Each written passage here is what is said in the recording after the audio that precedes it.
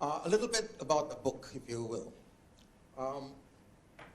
I've generally found it relatively easy to write, whether it's an academic article or prepare PowerPoint slides for a presentation.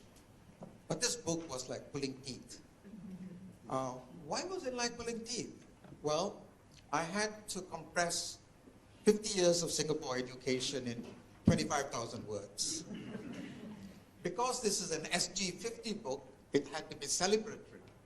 But because it'll be read by people like you, it had to be judged by my peers as to be worthy of that effort. Now, you'll have to judge after reading the book whether I've managed to squeeze adequately 50 years of Singapore history into 25,000 words, and whether there is a proper balance between celebrating the achievements of Singapore education, which are considerable, but also highlighting in some measure the challenges that I think face Singapore education after these 50 years. It is not quite Stephen Hawking's A Brief History of Time, but it's a brief history of Singapore education.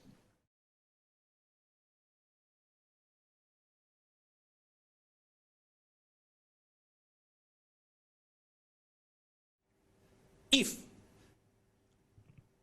we say that the pace of change is increasing, okay, we can't just linearly map forward.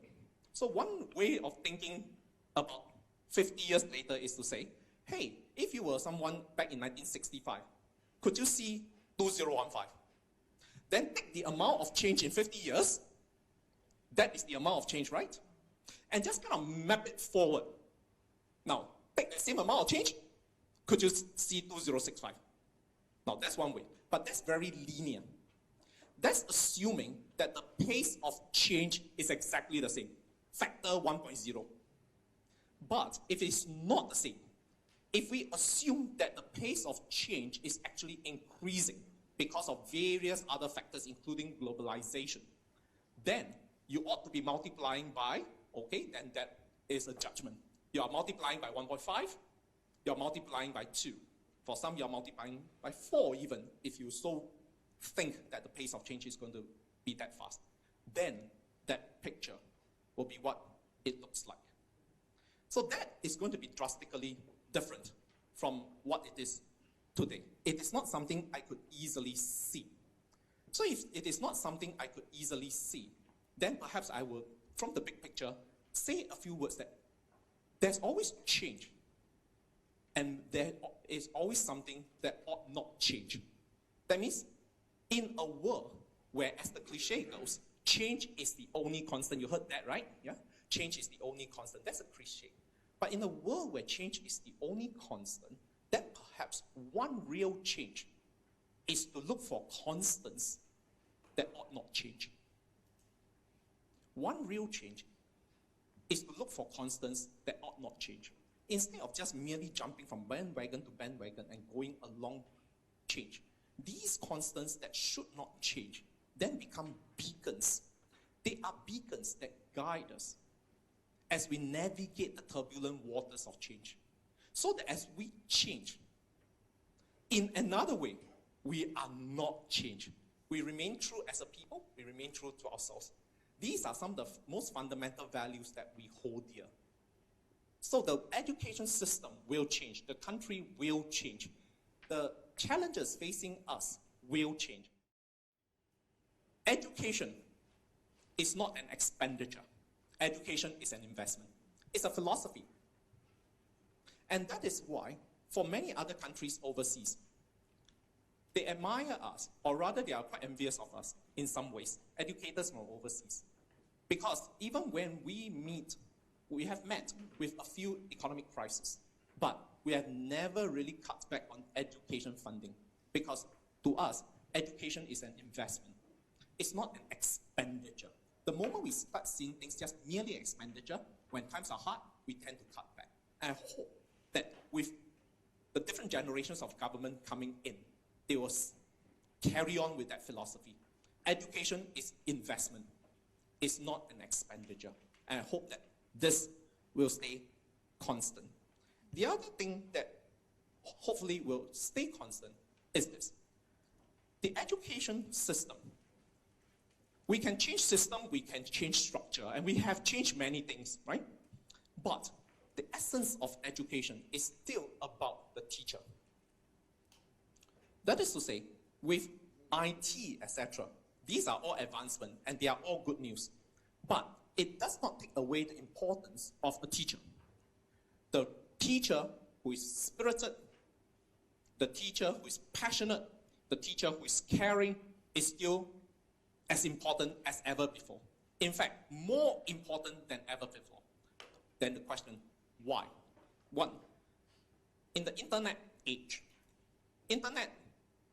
one way of saying is that Google can teach you everything, which is probably true to a certain extent. But on the other hand, on the internet, there is information and there is misinformation. You need a good teacher, a caring adult, to guide young people so that there is cyber wellness, cyber ethics. It takes a lot to be able to discern what is information, what is misinformation. And in a generation in which there's information overload, you need to be able to do a few things. Sieve out what is important information, discard what is not so important information, synthesize, make sense. All these are very important thinking skills that we need the human teacher to be there. Therefore, the human teacher will never, in my opinion, be replaced. The role will change somewhat.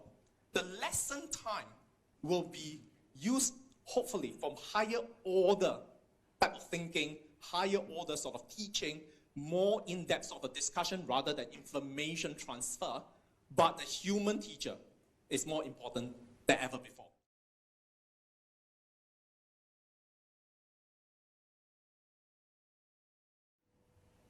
We know in Singapore, one of the biggest educational anxieties are exam stress, right? We look at how this is how actually tries to think about education problems and how to devise futures. At the first level, at a very simple short-term level, we have exam stress. So what do? With the solutions, increase counseling, right? Decrease the content, increase parental involvement, support, etc. You dig a little bit deeper into it. What is it that causes exams to be so important and so stressful? And one of the things, if you think about it, of course, exams are important. It's high stakes, right? So at level 2, exams are really competition for limited resources, for very valued resources. Particular schools, parents want their children to go there.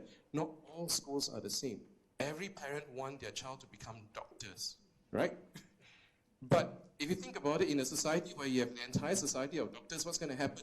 Your plumbers are going to be the one that's going to be very valuable, right?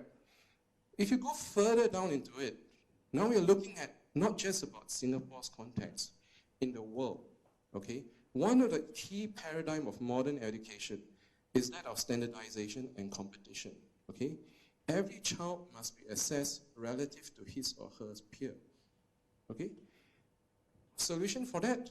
Well, you don't want to be in the rat race, you leave the country. You go to another education system, okay? Or, in an extreme case in Korea, for example, you remove parental choice.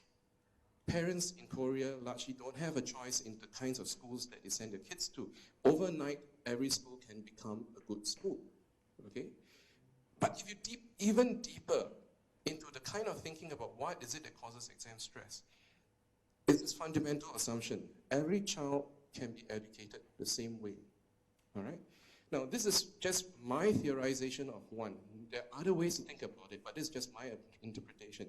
Every child can be assessed in the same way. Now, if that's the case, okay, children have to be assessed equally, same time exams, same content exams. Solution? Remove the need to measure the children equally.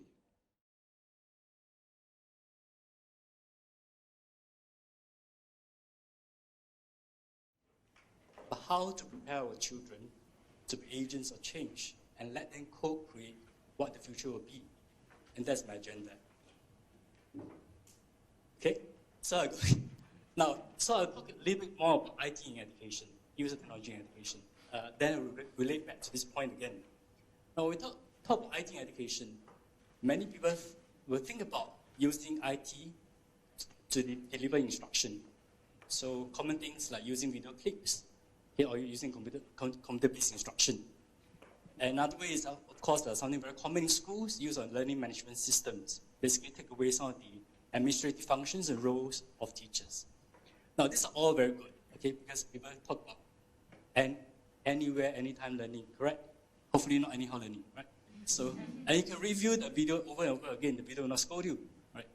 But there's some limitations to this mode of instruction. Basically, they're trying to deliver instruction.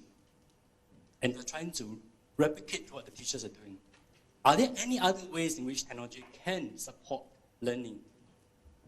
So in order to think about other ways, my suggestion is actually not to think about technology, but to think about learning. What is learning? So a learning perspective of how technology can support learning.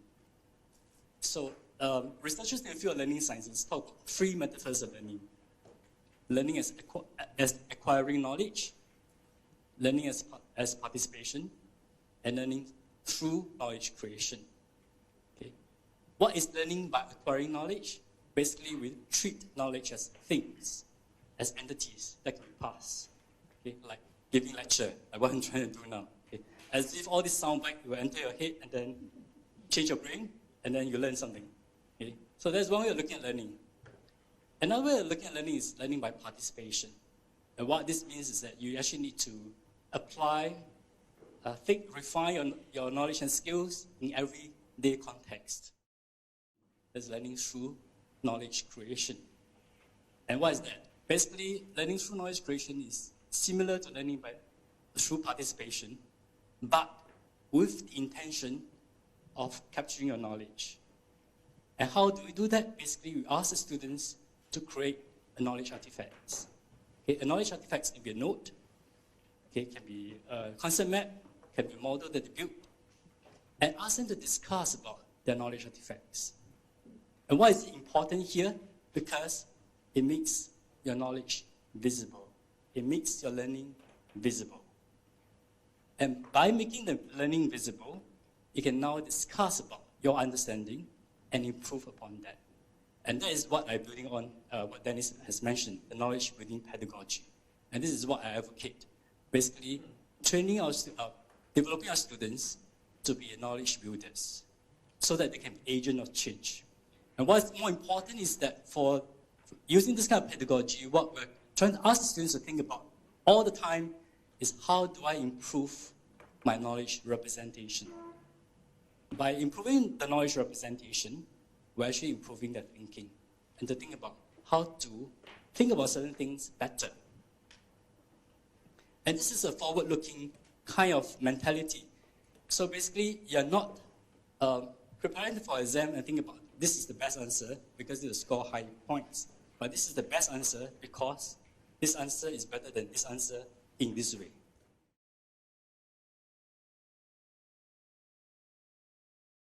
Thanks very much for that presentation.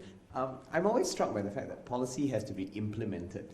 And I think the three of you have shared a wonderful vision of the aims and ideals of policy, but I wonder whether we'll get better at implementing it as well. Because we've had all the best intentions in the world before with social studies, which I have deep opinions about, and I'm not sure it has worked. And project work, has had the best of intentions, but I'm not sure it has also actualized those things. So will we get better at implementing some of the ideals you've outlined? Or are we going to have a big gap between the aims and the actualization of policy? My name is Cheryl. I'm actually trained as a child therapist. I started my career at KK, so I've spent the last 20 years building brains. And one of the things that I've really learned is that every brain is truly really different. And I think this is the core of the problem with the system, because at the end of the day, we are dealing with going into a classroom with 20 other children or 30 other children, going through the same process, but the reality is that every brain that's in the classroom is responding differently to the teacher because of the cognitive skills that they have or they lack, right? So I really like the part of Dennis' discussion where you talk about neuroscience coming into the picture, and I know that in the US there's a lot of budget, from the education department putting into neuroscience, looking at the learner now. So we've looked at the teachers, we've looked at content, we've looked at curriculum, we've looked at textbooks, but maybe, so my my question and also my comment, and I think if you look at neuroscience, it can solve a lot of problems. On sorting, for example, I think sorting is important, but I personally think sorting should happen before you go to primary school, not when you don't wait until somebody fails. Because you can actually sort by looking at the cognitive skills, the ability to learn even before you start teaching. So you can preempt if a child might have, you know, lack of attention abilities in the brain, and so we know that sitting in the classroom is going to be missing what the teacher is saying. So why do we put them into the classroom for the next 6 years and then tell them that, hey, you're not making it? So I think that with neuroscience, you can you can really have a test that measures some of these skills which are driving the learning process and sort them at that level, when then, you know, you could, and because we know that every brain is different, but the reality is that every brain can be taught, but at a different pace, right? So if you pace the children in different schools, for example, you know, if there are kids that you don't want to hold back either, right? That they can go the accelerated route if the brain is capable of that, and kids who needs more time, but they still can learn, then we give them more time. So I'm really seeing the power of neuroscience from my work. And my question, sorry for this long comment, but my question is neuroscience a big thing for NIE? I mean, are you seriously? and will I be able to see this in my lifetime? Great question, great comment. You mentioned that human teachers will always be important regardless of how advanced the technology will be. Parents are a huge influence to students nowadays, especially in guiding them on the right path. Not all parents are educated, so what are some ways that the education system is implementing for parents so that they can be good and useful human teachers?